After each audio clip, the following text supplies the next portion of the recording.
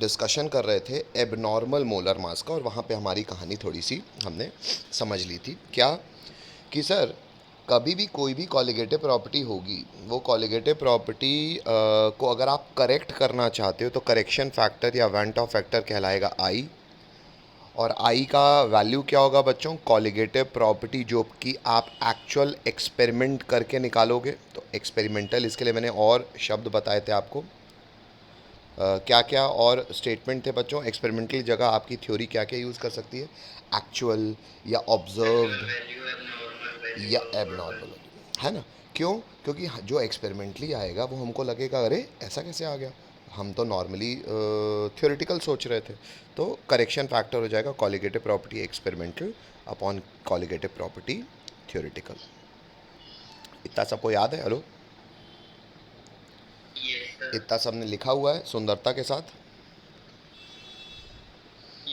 अच्छा, हमने सारी की सारी कॉलिगेटिव प्रॉपर्टी के फॉर्मूले भी संशोधित कर दिए थे इसके हिसाब से कि जो भी एक्चुअल या एक्सपेरिमेंटल वैल्यू आएगी it will be I times of the theoretical, यानी कि फॉर्मूले वाला वैल्यू, यानी कि डेल्टा टी बी किसके बराबर हो जाएगा? आई इंटू के बी इंटू मोलालिटी, क्योंकि फॉर्मूले के हिसाब से वो के बी इंटू मोलालिटी के बराबर होना चाहिए। वैसे delta T F actual will be equal to I into K F into molality, ये याद है।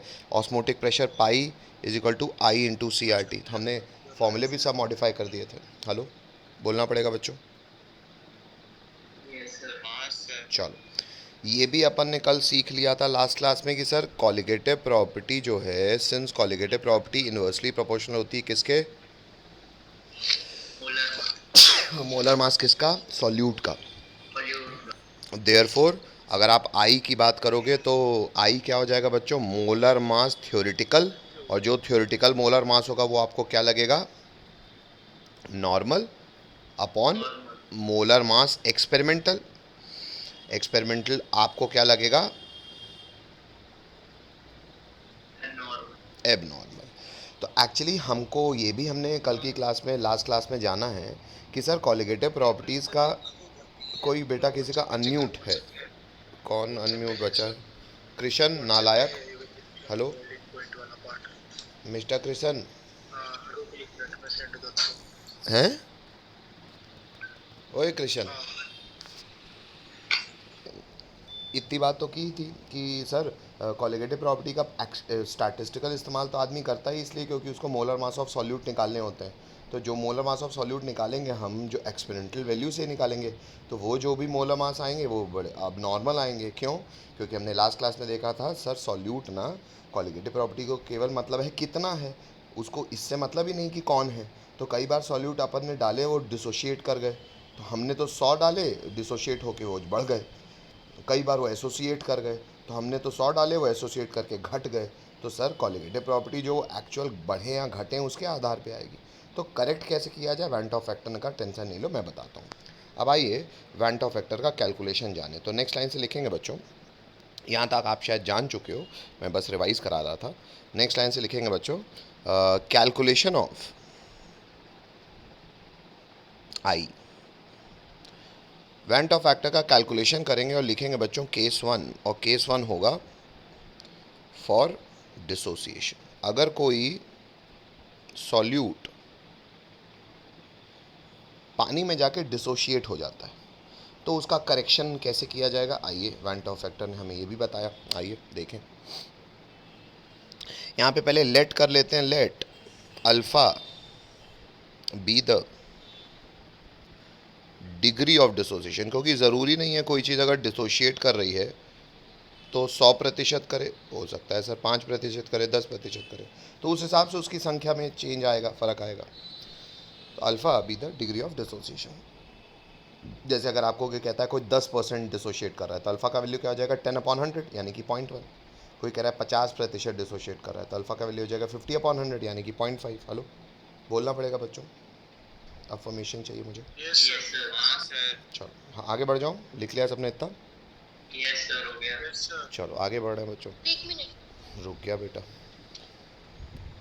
नेक्स्ट बेटा अब मान लो मैं कोई मॉलिक्यूल मान रहा हूँ, मैं जनरल काम कर रहा हूँ बेटा पहले, फिर मैं आपको एग्जैक्ट बताऊंगा। मैं मॉलिक्यूल मान रहा हूँ ए एन। अब बच्चों ए एन अगर सॉल्वेंट में जाके डिसोशिएट करेगा तो n टाइम्स ऑफ A बनाएगा। बात समझ रहे हो ना, मैं जनरलाइज क्या कर रहा हूँ, मैं कह रहा हूँ एक मॉलिक्यूल है AN का, वो डिसोशिएट कर रहा है, वो n सब n कॉन्स्टिट्यूएंट बना रहा है A के। ठीक है, अगर टाइम t इक्वल टू 0 पे मैं मान रहा हूँ मेरे पास AN के A मोल्स हैं। कितने हैं ये? A मोल्स हैं। तो शुरू में ये क्या बना होगा सर? नहीं टूटा होगा। हमको पता है सर इक्विलिब्रियम में जाके व्यक्ति पूरा का पूरा टूट जाता है। अब मान लो एक ही जगह 100 होता, एग्जाम्पल के लिए आपको कह रहा हूँ, लिखना नहीं आपको। मान लो एक ही जगह 100 होता तो शुरू में कितना टूटा होता? कुछ नहीं। अब मान लो मैं कह रहा हूँ डिग्री ऑफ डिसोसिएशन 80% है, तो बेटा अगर AN 80% टूट जाएगा। 80% टूटना मैथमेटिकली कैसे करोगे सर? हमने 100 लिया था, टूट गया मतलब माइनस हो गया। 100 का कितना प्रतिशत? 80%। 80 मतलब बच्चों 0.8। Hello hello. Yes, sir. तो बेटा अगर इनिशियली तुमने 100 लिया था तो 100 की जगह हम यहाँ पे क्या, हमको फॉर्मूला वाइज क्या रखना चाहिए बच्चों? A माइनस, मतलब क्योंकि टूटेगा तो ये घटेगा। अच्छा बेटा A का ही अल्फ़ा टाइम्स घटेगा ना भाई, हमने 100 का ही 80% निकाला ना, तो A इंटू अल्फ़ा। ये आपने इक्विलिब्रियम चैप्टर में 11th में देखा होगा, पर अगर ना देखा हो इसलिए मैंने एकदम बेसिक से बता दिया इसको। तो बेटा AN अल्टीमेटली सोल्यूशन में कितना बचेगा? A minus A alpha. Hello hello, Yes. बोलना पड़ेगा सबको। Yes, sir. अच्छा, ये एक से जब ये एक टूटता है तो ये n बनता है, ये हमको ये बैलेंस्ड इक्वेशन से पता है कि ये एक टूटता है तो ये n बनता है। तो बेटा अगर ये A अल्फ़ा टूटेगा तो ये कितना बनेगा बच्चों? n A alpha. Hello, Yes, sir. यहाँ तक किसी को कोई दिक्कत कि आगे बढ़ जाऊँ? आगे बढ़ जाइए सर। चल आगे बढ़ रहा हूँ बच्चों। Yes. ये फ़ोटो सबने बना ली, लिख लिया सबने इतना? Yes, sir. चलो आगे बढ़ रहा हूँ, कोई रोक नहीं रहा। नेक्स्ट बेटा, देयरफॉर आप मुझे बताइए इनिशियल INITIAL इनिशियल मोल्स क्या थे बच्चों? आपने इनिशियली आप क्या सोच के डाले हो? आप सर हमने डाला था कि A मोल्स के हिसाब से कॉलिगेटिव प्रॉपर्टी आएगी, लेकिन बच्चों एक्चुअली सोल्यूशन में फाइनल मोल्स कितने होंगे सर डिसोसिएशन होने के बाद? तो सर कुछ बचा रहेगा रिएक्टेंट। रिएक्टेंट कितना बचा रहेगा बच्चों? A माइनस A अल्फ़ा, और कुछ बन जाएगा प्रोडक्ट सर, वो भी संख्या तो वो भी है, तो वो कितना होगा? Na alpha. ऐसा ही होगा बच्चों। Hello, Yes, sir. अच्छा आपको ये भी पता है बच्चों, जो करेक्शन फैक्टर है यानी कि वैंट हॉफ फैक्टर जो है, जिसे आपने I कहा है, वो I किसके बराबर है बच्चों? कॉलिगेटिव प्रॉपर्टी ऊपर कौन सी पुट करनी है? Experimental. एक्सपेरिमेंटल। अपॉन नीचे कौन सी पुट करनी है? Theoretical. ठीक है। कॉलिगेटिव प्रॉपर्टी किसके प्रोपोर्शनल होती है बच्चों? केवल डिपेंड करती है नंबर ऑफ मोल्स पे, करती है ना? Yes, sir. तो मतलब ये हो जाएगा मोल्स जो एक्चुअल में होंगे यानी कि फाइनल अपॉन मोल्स इनिशियल। मानते हो कि नहीं मानते हो? Yes, sir. छापो इतना।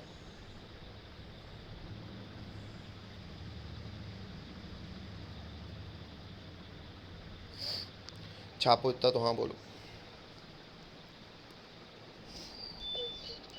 नेक्स्ट लाइन से लिखेंगे बच्चों, therefore I is equal to, बेटा फाइनल कितने मोल्स थे sir? A minus A alpha plus NA alpha. Initially हमने कितने डाले थे? A। तो हम सोचेंगे A के हिसाब से आनी चाहिए, आएगी ऊपर न्यूमरेटर के हिसाब से। बस इसको सॉल्व कर दो बच्चों। I है तो A कॉमन निकाल लोगे अगर ऊपर बच्चों, तो ऊपर बचेगा 1 plus N minus 1 into alpha, और A कट जाएगा तो सीधा ये I का वैल्यू आ गया बच्चों। देखो ऊपर से निकाल के देख लो, A पूरा कॉमन निकाल लो, A न्यूमरेटर डिनोमिनेटर से कट जाएगा और ये फॉर्म आ जाएगा 1 plus N minus 1 into alpha. ये अपन ने डिराइव करा दिया, आज से मैं चाहूँगा आप ये याद रखो। लिखो तो हाँ बोलो। Yes, sir. तो इस चीज़ को अप्लाई आप कैसे करोगे बच्चों, एग्जाम्पल लिख लीजिए नेक्स्ट लाइन से। जैसे कि मान लो बेटा मेरे पास है NaCl, तो NaCl के लिए शायद आपको समझ में आ रहा होगा N का वैल्यू क्या होगा। अरे सर इसको जब पानी में डालोगे तो 2 आयंस बनाएगा, तो N का वैल्यू 2 होगा इसके लिए। तो I इसके लिए क्या हो जाएगा बच्चों, 1 + 2 - 1 × अल्फ़ा, यानी कि 1 + अल्फ़ा। अब एक बात और मैं बता दूं बेटा, अगर सवाल में आपको अल्फ़ा नहीं दिया है और कोई इन्फॉर्मेशन भी नहीं, लेकिन फिर भी आपको समझ में आ रहा होगा सर यहाँ पे आई का इस्तेमाल करना है, तो बच्चों एक बात ध्यान रख लेना कि for salts, for ionic salts in general alpha क्या होता है बच्चों, 100%। देयरफॉर अल्फ़ा = 1, 100% मतलब अल्फ़ा 1 होगा। तो अगर ऐसा है तो NaCl के लिए बच्चों आई क्या हो जाएगा, 2 हो जाएगा। तो मतलब बेटा स्ट्रॉन्ग इलेक्ट्रोलाइट्स के लिए आई जनरली क्या होता है, जितने वो आयंस देते हैं उसी के बराबर। भाई ये 2 आयन दे रहा है, 2 N का वैल्यू जो होता है आई का वैल्यू भी वही हो जाता है, क्योंकि पता ही है सर अगर अल्फ़ा 1 हो जाएगा तो 1 + n - 1 × 1, तो 1 1 कट जाएगा, तो n है ना, आई का वैल्यू n ना बचेगा। कोई दिक्कत, हटा दूँ, यस सर। कोई रोक रहा है, नहीं रोक रहा। आगे बढ़ते हैं बच्चों, एक और एग्जांपल लिखो। मान लो मैं बात कर रहा हूँ Al2SO4 होल थ्राइस, इसके लिए n का वैल्यू क्या होगा बच्चों, कितने आयंस देगा पानी में जाने के बाद,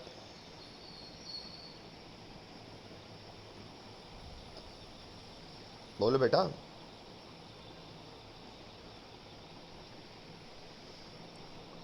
सर 5। हाँ, इतना कठिन कैसे हो गया आपके लिए बताना। अरे यार एल्यूमिनियम के +3 आयन 2 जाएंगे और सल्फेट के SO4 2 - 3 जाएंगे। ये नहीं दिख रहा कोफिशिएंट, ये भाई ये 3 है ये 2 है, तो 5 होगा। तो बस सीधी सी बात है, आई क्या हो जाएगा, 1 + 5 - 1 × अल्फ़ा। सॉल्ट है, अगर अल्फ़ा का वैल्यू नहीं दिया है तो इसको भी अल्फ़ा 1 मान लो, तो 1 + इसको 1 मान लो, 4 यानी कि 5। एक और एग्जांपल लगे हाथ बता दो, शायद आपको पता भी हो पर नहीं पता हो, तो इतनी जानकारी होनी चाहिए। K4FeCN6 कहलाता है पोटेशियम फेरोसाइनाइड। हालांकि और कॉम्प्लेक्स कंपाउंड है, कॉम्प्लेक्स कंपाउंड के लिए अपन पूरी केमिस्ट्री बची अपने पास, कोऑर्डिनेशन केमिस्ट्री चैप्टर ही हमारे पास।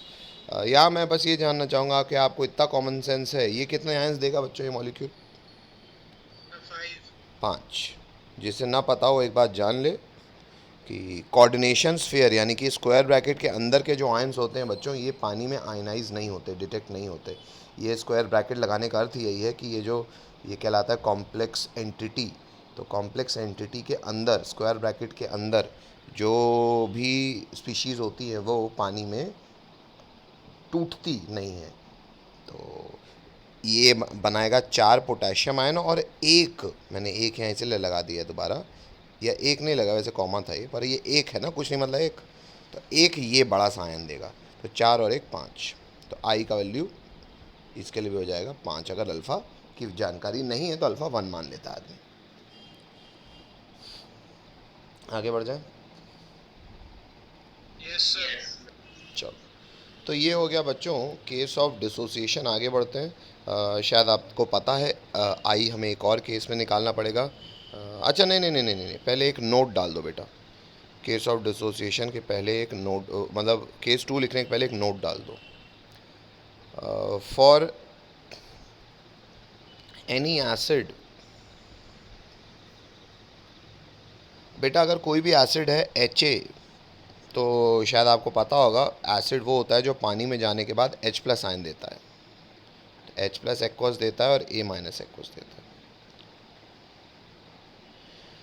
बेटा किसी भी एसिड के लिए जो इक्विलिब्रियम कांस्टेंट लिखा जाता है बच्चों, क्योंकि कोई भी चीज़ डिसोशिएट भी होती है, तो कोई भी चीज़ रिएक्टेंट से प्रोडक्ट भी बनती है ना, तो पूरा कंप्लीशन तक नहीं जाता। हर रिएक्शन कहाँ तक जाता है, इक्विलिब्रियम तक जाता है, जिसमें कंसनट्रेशन ऑफ रिएक्टेंट और कंसनट्रेशन ऑफ प्रोडक्ट कांस्टेंट हो जाता है, फिर वो चेंज नहीं होता। तो किसी भी एसिड के लिए अगर आप इक्विलिब्रियम कांस्टेंट लिखना चाहोगे तो इक्विलिब्रियम कांस्टेंट जो है वो कहलाता है डिसोसिएशन कांस्टेंट ऑफ एसिड। है इक्विलिब्रियम कांस्टेंट ही, लेकिन उसको इंग्लिश में कई लोग आपको सवालों में देखने को मिलेगा, उससे लोग कहेंगे डिसोसिएशन कांस्टेंट। एसिड है तो फॉर एसिड।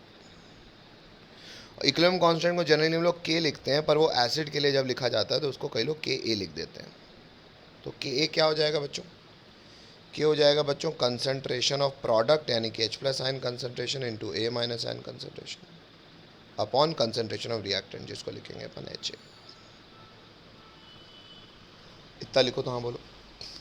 हालांकि ये आपने पढ़ा हुआ होगा क्लास 11th में, पर क्लास 11th की बात है इसलिए मैं नोट डाल के बता भी दे रहा हूँ। तो डिसोसिएशन कांस्टेंट ऑफ एसिड कहलाता है बच्चों के, और डिसोसिएशन कांस्टेंट ऑफ एसिड जो है के वो होता है concentration of product upon concentration of reactant raise to the power stoichiometric coefficients. तो यहाँ पे स्टोइशियोमेट्रिक कोफिशिएंट क्या है? एक, एक और एक है। तो concentration of H plus into A minus upon concentration of H। कोई दिक्कत है? समझ में आ रहा है सबको? हो गया सर। कोई रोक रहा है तो रोके। सर स्क्रीन नहीं दिख रही है मुझे। स्क्रीन नहीं दिख रही है? रुका हूँ बेटा मैं, रिफ्रेश कर लो। एक बार फिर से बोल दे रहा हूँ, है बेटा? तो दिख ही नहीं रहा है कुछ, अब आपका लोगो दिख रहा है। अभी हुआ बेटा कि पहले से, मतलब एकदम अभी हुआ ऐसा? यस सर, अभी अभी हुआ। चलो तो एक काम करते हैं बेटा, रीजॉइन कर ले बेटा, क्योंकि अभी टाइम है अपनी मीटिंग में भी। रीजॉइन कर लो बेटा, ये रिकॉर्डेड तो आपको मिल ही जाएगा। तो इक्विलिब्रियम कांस्टेंट लिखना सीखा है तो हम नेक्स्ट टाइम से लिखेंगे therefore dissociation constant of acid के किसके बराबर हो जाएगा बच्चों? H plus ion concentration C alpha, A minus ion concentration C alpha upon C minus C alpha, जो कि एच ए का कंसंट्रेशन है। और करके लिखोगे बेटा के, यहाँ से अगर सी इसको इंटू कर दो तो हो जाएगा सी स्क्वायर अल्फ़ा स्क्वायर, नीचे सी कॉमन निकालो तो कट जाएगा, तो ऊपर बचेगा बच्चों सी अल्फ़ा स्क्वायर और नीचे बचेगा 1 माइनस अल्फ़ा। किसी को कोई दिक्कत है ये यहाँ तक समझने में? No sir. बेटा इन जनरल डिसोसिएशन कांस्टेंट एक ऐसे एसिड का जो कि केवल एक H प्लस देता है, वो जो फॉर्मूला यही होता है C alpha square upon 1 minus alpha. Sir ये क्यों बता रहे हो बेटा? इसलिए बता रहा हूँ कि कई बार सवाल में ना अल्फ़ा नहीं दिया रहता, कई बार सवाल में उस एसिड का डिसोसिएशन कांस्टेंट दिया रहता है। तो डिसोसिएशन कांस्टेंट मतलब के दिया होगा और उसका कंसंट्रेशन दिया होगा। तो अगर कंसंट्रेशन दिया है और के ए दिया है तो आदमी अल्फ़ा निकाल लेगा, तो उसको वेंट ऑफ इक्वेशन में पुट कर लेगा। समझ रहे हो मैंने क्यों बताया आपको अभी? Yes sir. अच्छा, इतना लिखो तो हाँ बोलो। Yes sir. हो गया। अच्छा, एक और जानकारी दे रहा हूँ बच्चों। बेटा नेक्स्ट लाइन से लिखेंगे if acid is a very weak acid. बेटा अगर एसिड बहुत कमज़ोर एसिड होगा, तो कमज़ोर एसिड मतलब जो डिसोशिएट बहुत कमज़ोरी से करता है। कमज़ोर एसिड का अर्थ ये नहीं होता कि वो अपना केमिकल प्रॉपर्टीज़ नहीं दिखाएगा, ना दिखाएगा, पर कमज़ोर एसिड उसे कहते हैं जिसका degree of dissociation that is जिसका अल्फ़ा 1 से 100% से काफ़ी छोटा होता है। तो बेटा अगर कोई एसिड बहुत वीक है तो उसका अल्फ़ा 1 से बहुत छोटा होगा। इसका अर्थ क्या है सर? इसका अर्थ है बेटा 1 माइनस अल्फ़ा विल अप्रॉक्सीमेटली भी इक्वल टू 1, क्योंकि सर अल्फ़ा अगर 1 से बहुत छोटा है तो 1 के आगे अगर 0.00 कुछ घटेगा सर तो 1 तो झाड़ देगा उसको। मैथमेटिकली आप खुद सोच लो, नीचे अगर 0.95 लिखा है तो आप 1 करके सॉल्व करता है आदमी। बात समझ में आ रही होगी शायद। तो अगर ऐसा है बच्चों तो हम कह सकते हैं और K is equal to C alpha square, क्योंकि 1 माइनस अल्फ़ा 1 हो गया। ये क्यों बता रहा हूँ? क्योंकि बेटा कई बार आप जब देखोगे ना के का वैल्यू पुट करके अल्फ़ा निकालोगे तो मैथमेटिकली 1 माइनस अल्फ़ा करना आपके लिए बहुत असंभव वाली बात हो जाएगी। मतलब इतना गंदा कैलकुलेशन हो जाएगा, तो उसमें टेंशन नहीं लेने का, कैलकुलेशन बहुत हीरोगिरी से नहीं करने का, थ्योरी की मदद लेने का। थ्योरी की मदद क्या है कि आप 1 माइनस अल्फ़ा को 1 मान लो और सीधा सी अल्फ़ा स्क्वायर। सर कब ऐसा कर लेंगे बच्चों? जनरली बेटा जो वीक एसिड होता है ना, ब्रैकेट में लिख भी देता हूँ, उसका जो के ए होता है ना वो 10⁻³ या उससे भी छोटा होता है। तो कभी भी k का वैल्यू आपको 10⁻³ या उससे भी छोटा दिखे तो समझ जाना डिसोसिएशन कांस्टेंट छोटा, मतलब ये डिसोशिएट कम होता है एसिड। Hello, yes sir. तो ये किन के लिए बात है? फॉर वीक एसिड्स के लिए, फॉर वीक इलेक्ट्रोलाइट्स।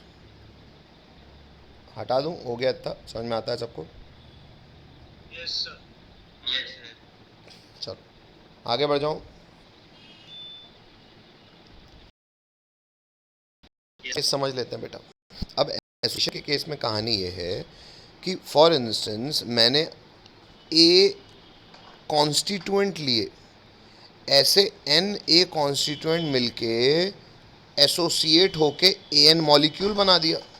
तो मतलब सर ए जो है कितने ए आपस में मिल रहे हैं? एन टाइम्स ऑफ ए आपस में मिलके ए एन बना रहे हैं। तो सर कॉलिगेटिव प्रॉपर्टी को तो फ़र्क पड़ जाएगा, क्योंकि मैंने तो एन डाले लेकिन वो मिलके बन जाएंगे एक। मैं जनरलाइज कर रहा हूँ इसको भी, बात समझ में आती है? हेलो,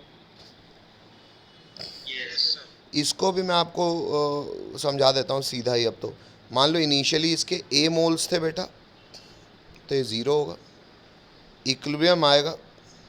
अब मैं मान रहा हूँ लेट, यहाँ पे लिख देता हूँ लेट, क्योंकि मुझे नहीं पता ना ये डिसोशिएट होने की भी एक्सटेंट पूरी होगी कि नहीं होगी। तो मैं लेट कर रहा हूँ बीटा। क्या है beta? Be the degree of association. अगर किसी की एसोसिएट होने की शिद्दत बीटा है, तो अगर बीटा डिग्री ऑफ एसोसिएशन है, तो खुद बताओ बच्चों, ये बीटा टाइम्स अगर एसोसिएट होगा तो बचेगा कितना? ए माइनस ए बीटा। हेलो भाई, ए का ही बीटा प्रतिशत एसोसिएट होगा ना, प्रतिशत तो वही इनिशियल अमाउंट का लेना पड़ता है। लो, बोलना पड़ेगा बच्चों। Yes sir. अच्छा, अब थोड़ा सा यहाँ पे कैच है सर, ये एन एसोसिएट होता तो एक बनता, ये एक होता तो ये 1/n बनता। ये ए बीटा हो रहा है तो ये ए बीटा अपॉन एन बनेगा। ये यूनिटरी मेथड लगा पा रहे हो कि नहीं? फिर से, अगर ये n एटम्स आपस में जुड़ते तो ये एक बनते, मतलब अगर एक एटम्स आपस में जुड़ते तो मॉलिक्यूल ए 1/n बनते। तो ये ए बीटा टूट के एसोसिएट हो रहे हैं तो ए बीटा अपॉन एन बनेंगे। एक से निकाला जाता है बेटा, फिर जो भी एक्स होता है उससे इंटू कर देते हैं, कोई दिक्कत? नहीं सर। हटा दूं? Yes sir. कोई रोक रहा हो तो बोले। अब यहाँ पे मुझे ये बताओ कि आई अपन ने निकालना सीखा ही था, सीधा बोल रहा हूँ मैं, moles final upon moles initial. किसी को दिक्कत है ये मेरा सीधा बोलने में? क्योंकि मैं सर। हाँ, तो बेटा फाइनल मोल्स कितने हैं? A plus A upon N into beta minus A beta upon A. Sir आपने ऐसे क्यों लिखा है? बेटा मैंने इसलिए लिखा है क्योंकि मैं आपको सीधा फॉर्मूले तक पहुंचाना चाहता हूं, और मैं चाहता हूं आपको फॉर्मूला याद भी हो जाए। कैसे याद होगा सर?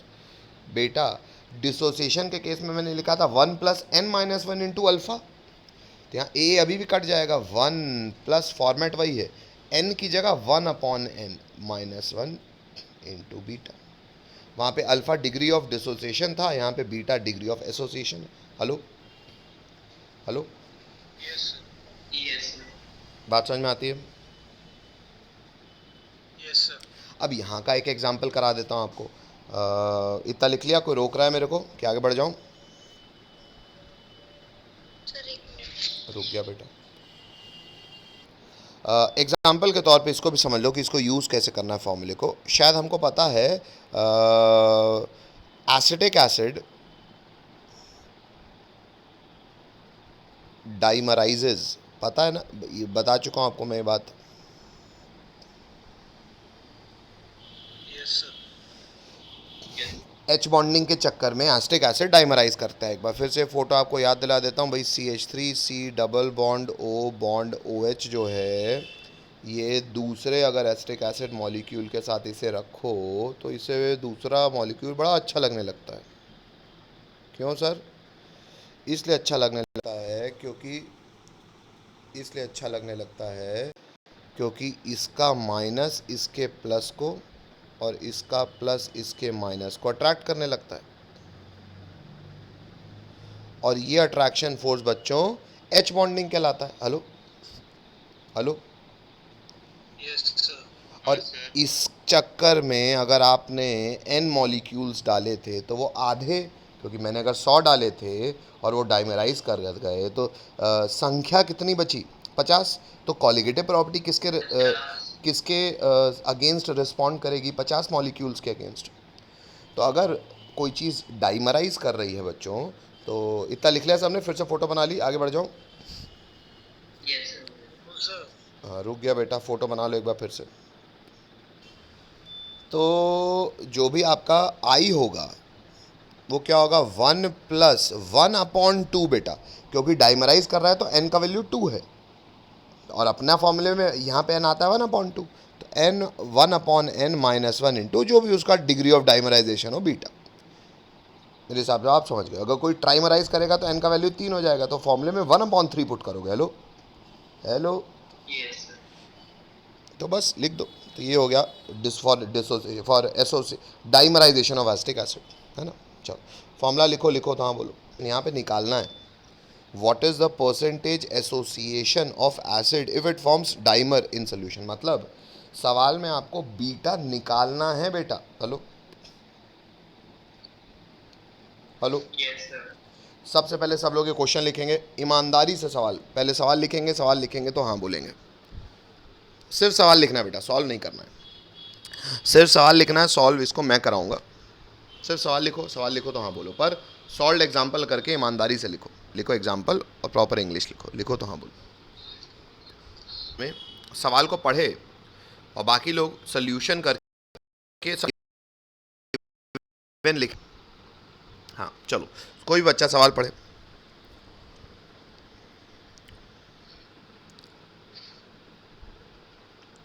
बोलो।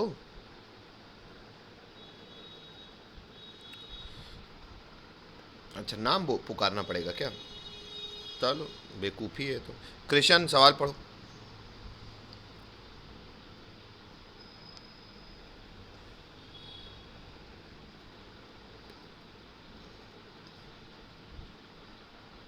Yes, sir. 2 gram of benzoic acid C6H5 COOH dissolved in 25 gram of benzene. बस रुक जाओ। अब बेटा इंग्लिश से समझ में आ रहा है सॉल्यूट कौन है? Benzoic acid. Benzoic acid. Dissolve किस में हो रहा है? सॉल्वेंट में। सॉल्वेंट कौन है? बेंजीन। सॉल्यूट को हम जनरली 2 से रिप्रेजेंट करते हैं, तो W2 का वैल्यू दिया हुआ है बेटा 2 ग्राम। मोलर मास ऑफ 2 आप निकाल सकते हो, निकाल के बताओ मुझे जल्दी से। बेंजीन सॉल्वेंट है तो मोलर मास ऑफ 1 भी आप निकाल सकते हो, निकाल के बताओ। और कितने बेंजीन में डाला है, यानी कि W1 कितना है? एक बार कृष्ण बता, क्या पढ़े हो? W1 कितना है? 25 grams. 25 ग्राम। तो बच्चों सबसे पहले ये गिवन डेटा लिखो और मुझे MM1 और MM2 निकाल के बताओ फटाफट। बोलो, निकालो तो हाँ बोलो। MM2 122 grams. 122 ग्राम। ये मतलब MM2 किसका बता रहे हो तुम? बेंजोइक एसिड का ना। Hello, Yes, sir. कोई चेक कर ले, और वही आ रहा हो तो नहीं ठीक है। और बेंजीन का बताओ। MM of benzene 78 grams. सबका यही है, हाँ सर. ठीक है। Yes. किशन सवाल फिर से पढ़ो। पूरा हाँ कहूँ, 4 अक्षर तो हैं, पढ़।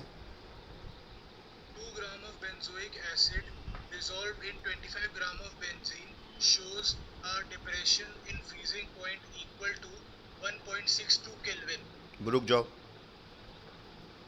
अब बेटा डेल्टा टी है 1.62 कैल्विन है, तो इसको मैं पहले उसमें अगर मान लो, अच्छा मैं सवाल पूछ रहा हूँ, अगर आपको दिया रहता 1.62 डिग्री सेल्सियस तो इसमें 273 ऐड करते ना कैल्विन बदलने के लिए। Hello, Yes, sir.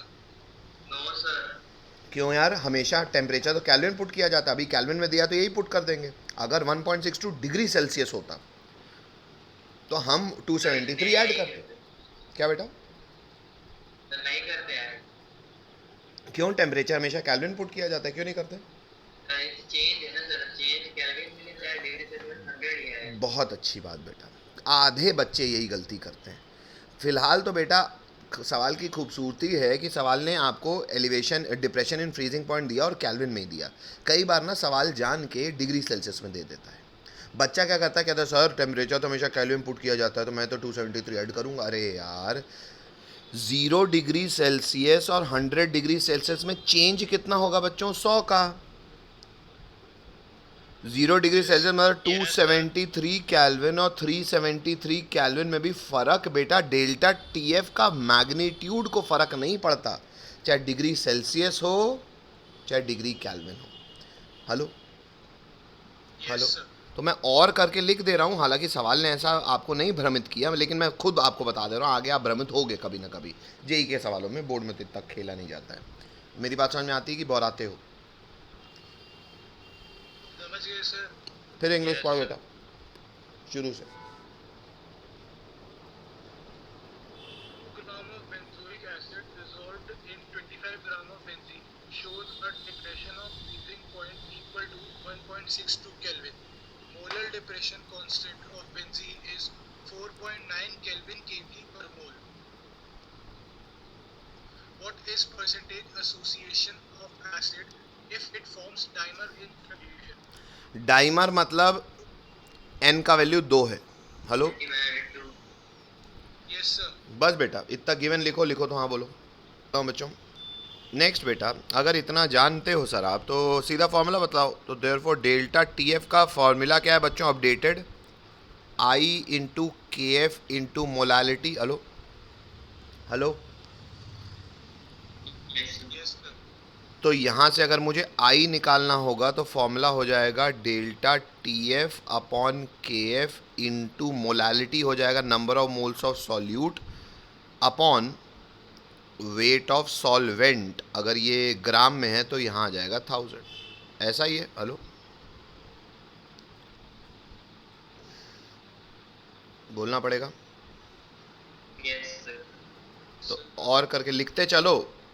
Delta T F का वैल्यू शायद हमें दिया हुआ है सवाल में, के एफ का वैल्यू दिया हुआ है सवाल में, number of moles of solute नहीं दिया, लेकिन कोई बात नहीं, अपन उसको कैसे निकाल लेंगे? Weight of solute upon molar mass of solute हम दोनों जानते हैं, इनटू वेट ऑफ सॉल्वेंट ग्राम में है तो इसलिए ऊपर आ गया है 1000।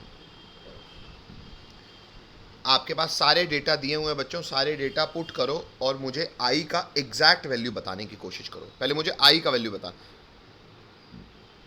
आई का एग्जैक्ट वैल्यू बताओ बच्चों। बार बार एग्जैक्ट क्यों चीख रहा हूं मैं? क्योंकि एनसीईआरटी का सवाल है बेटा, एक्चुअली प्रतिशत में ना बहुत छोटा सा फर्क होगा, तो इसलिए मैं एक्सटेंड प्रतिशत उचित निकालना चाह रहा हूँ। इसलिए मैं आपसे कह रहा हूँ मुझे exact calculation close to exact करने की कोशिश करो, अप्रॉक्स मत करना। आई का वैल्यू बताओ, पहले बताओ तो हाँ बोलो, मतलब बताओ तो वैल्यू बोलो। तो आई का वैल्यू एक बार फिर से बता दो क्या आ रहा है? 0.5. ठीक है बेटा। अच्छा, और आई कैन से मैंने आई का फॉर्मूला भी रटाया हुआ है सर आपने। सर ये एसोसिएशन का केस है, डाइमराइज हो रहा है, तो फॉर्मूला लगाएंगे 1 + 1/2 - 1 into beta. It will be equal to 0.5। अरे यार 0.5 छोड़ो, 1/2। चलो बेटा सॉल्व कर दो, बीटा बताओ।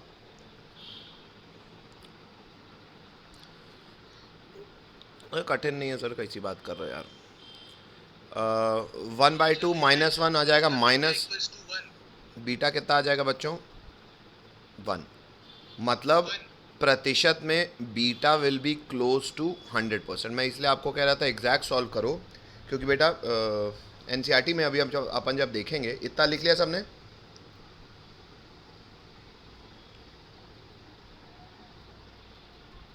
इतना लिख लिया सबने? चलो दिस इज नॉन निगोशिएबल। कल की क्लास में ही एनसीईआरटी के सॉल्व्ड एग्जाम्पल इन टेक्स्ट और प्रीवियस ईयर आप जिस भी बोर्ड में पढ़ते हो उसके आए हुए सवालों की आर्काइव्स की किताब लगा के आपको आना ही है और हम उसका चर्चा करेंगे।